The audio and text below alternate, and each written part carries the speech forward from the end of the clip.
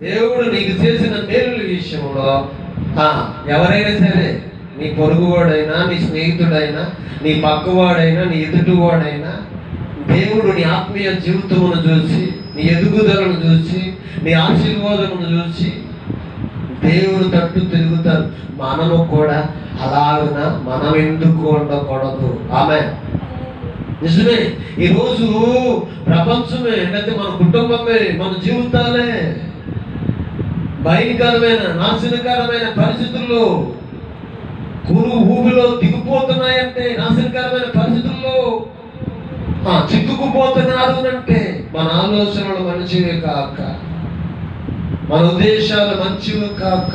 ఎందుకంటే మనం చూడొచ్చు, బైబిల్ గ్రంథంలో మనం చూడొచ్చు 95 కీర్తనలో ఉంటుందన్నమాట. ఎందుకంటే దేవుని దేవుని మాటకు మనము లోబడిన పరిస్థితులు ఉన్న విధానాన్ని బట్టి చూడండి. ఒక మాట 95వ కీర్తనలో ఆయన ఎంతగా బాధపడతా అలాగా వారిని కోపముతోనంటే వారిని గద్దిస్తున్నాడు, లేదా వారిని దండిస్తున్నాడు అనేది అనుకోరకు మనం చూడొచ్చు. 9వ వచనం అచ్చట, నీ పితరులు నన్ను పరీక్షించి శోధించి నా కార్యములు చూసిరి. 40 ఏండ్ల కాలము తరువాత వారి వలన నేను ఇసికి వారి హృదయములను తప్పిపోవు ప్రజలు వారి నా మార్గములను తెలుసుకొనలేదని అనుకుంటుని, కావున నేను కోపించి వీరెన్నడూ నా విశ్రాంతిలో ప్రవేశింపకూడదని ప్రమాణం చేస్తున్నాడంట. దేవునికి మహిమ కలుగును గాక.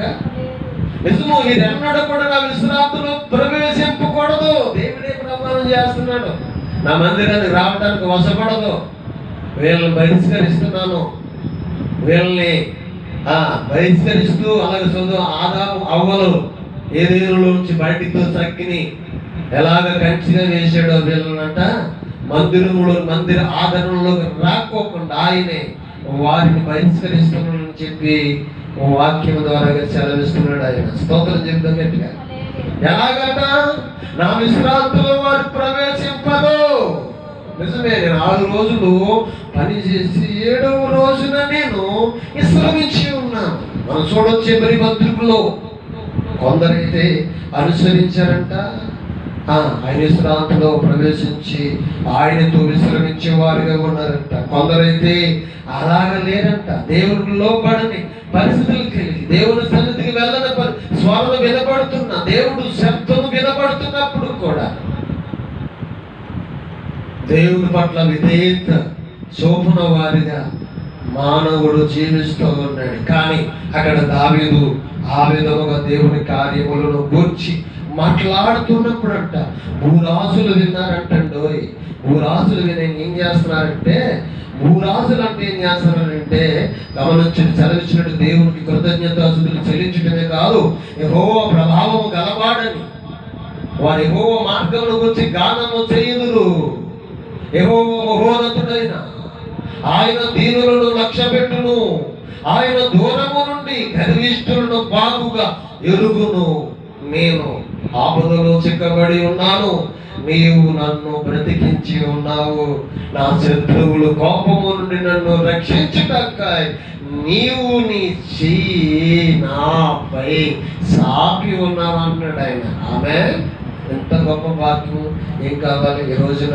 ఈ లోకంలో మనము డబ్బే కాదు, జనమే కాదు, పదమే కాదు, ఈ లోకంలో నువ్వేం సంపాదించుకున్నా ఉగ్రత దినాన్ని ఏది కూడా తప్పించడానికి ఉపయోగపడదంట, రక్షింపలేదంటది. అది మనుషులైనా సరే, పదవులైనా సరే, డబ్బు అయినా సరే, నీ బలమైనా సరే, నీ అన్నదమ్ములైనా సరే, నీ బంధువులైనా సరే నిన్ను కాపాడలేరు. పలకరించి అందరూ అవసరమైతే ఖర్చు పెట్టుకుంటా ఉపయోగపడుతుంది డబ్బు. ఒక రికమెండేషన్ పనిచేస్తుంది పదవి, కానీ నువ్వు తప్పించబడలేవని వాక్యం చెప్తుంది.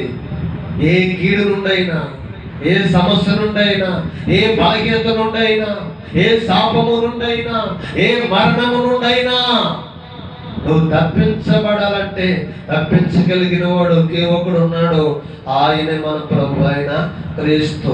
బైబిల్లో ఉంటుంది 89లో, మరణం తప్పించుట యెహోవా వశమైనదంట. దావీదు అంటున్నాడు ఒక మాట, నా దేవుడు నా పక్షమున పూర్ణ రక్షణ కలగజేసి ఉన్నాడు అంటున్నాడు. ఈ రోజున ఆయన కలగజేయు రక్షణ, ఆయన కలగజేయు రక్షణ, ఆయన నీకు ఇవ్వబోయే ఆశీర్వాదము నీకు కావాలంటే దేవుని ఉద్దేశానికి నువ్వు లోబడు, దేవుని ఉద్దేశాలకు అప్పగించుకో. దేవుని సన్నిధి నువ్వు నిత్యము ఆరాధించడానికి నువ్వు సిద్ధపడు. నువ్వు దేవుని మీద ఆధారపడు దావీదు వలె. కానీ నీ స్వబుద్ధిని ఆధారం చేసుకుని నీ హృదయమును కఠినపరుచుకుని అవిధేయులతో పాటు నువ్వు కూడా అవిధేయత కలిగి జీవించి దేవుని మాట విని దేవునికి కోపం పుట్టించే స్థితిలో నువ్వు ఉన్నావనుకో, దేవుడు నిన్ను ఏ ఉద్దేశం అయితే కలిగి ఉన్నావో దానికే నిన్ను అప్పగిస్తాడు.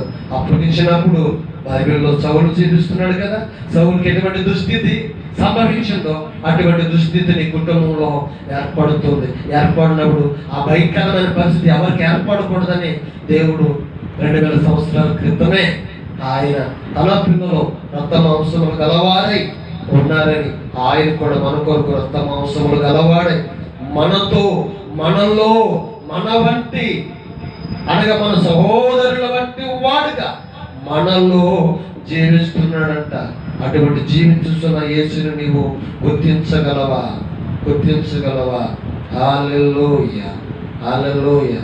దేవుడు అలాగే దావీదును అనుక్షణం కూడా తోడని తప్పించి రక్షించి పూర్ణ రక్షణ దావీదుకు కలగజేయటమే కాదు, దావీదు వంశంలో ఒక సింహాసనం అనేది ఆయన తరములోనే కాదు, ఆయన రానున్న తరతరాలు రాబోతున్న తరములలో దావీదునకు కొన్ని యొక్క ఆయా గొప్ప సూచనలు అనేవి, ఆశీర్వాదాలు అనేది, సింహాసనం అనేది, దేవుడి సమృద్ధి అనేది తన ప్రజలను అబ్రహాము సంతానం బట్టి దేవుని కరంగా దావీదును ఇచ్చిన. ఈ ఆలోచన ఎలా ఉంది? కలిగిన దాంట్లో తృప్తి కలిగి ఉన్నావా? లేని దానికోసం ప్రయత్నం చేస్తూ దేవుని మరిచి దేవుని పక్కన పెట్టేసి, దేవుని సన్నిధిని పక్కన పెట్టేసి, దేవుని మాటలకు లోపడక దేవుని పనిని పాడు చేయాలని, దేవునికి విరోధముగా, దేవునికి ఆటంకముగా ఒకవేళ నువ్వు ప్రవర్తిస్తున్నావేమో సౌలుకు లాగా. కానీ సౌలు దాడి చేయగా దావీదును దేవుడు తోడుండి దినదినం తప్పిస్తూ కాపాడుతూనే రక్షిస్తూనే వచ్చాడు. దేవుని పని దేవుడు చేసుకుంటూ వెళ్తాడు, మన పని మనం చేసుకుంటూ వెళ్ళాడు. హల్లెలూయా. అలా కాదని చెప్పి మనం అధికముగా కష్టపడినా శ్రమపడినా దేవుడు మనకి ఏమి సిద్ధపరిచాడో అవే మనకి ఇవ్వబడతాయి. హల్లెలూయా. దావీదుకైతే ఆలోచన దేవుని దయ ఉంది కనుక దావీదు కొరకు ఏర్పాటు చేసినవి, దావీదు కొరకు సమకూర్చినవి అనేకమైనవి ఉన్నది. అన్నటువంటి అనేకమైన ఈవుడు సమృద్ధి దావీదుకు ఇచ్చినట్టుగా నీకు ఇవ్వాలి. దేవుడు సంతోషముగా నిన్ను దీవించాలంటే నువ్వు మనస్ఫూర్తిగా హృదయపూర్వకంగా పూర్ణ హృదయముతో నీ దేవుని వెతుకు, నీ దేవుని సన్నిధిని చేరి ఆయన మీద ఆధారపడు. దేవుడి మాటలు దీవించునుగాక. మోకరింత ప్రార్థన చేసుకో.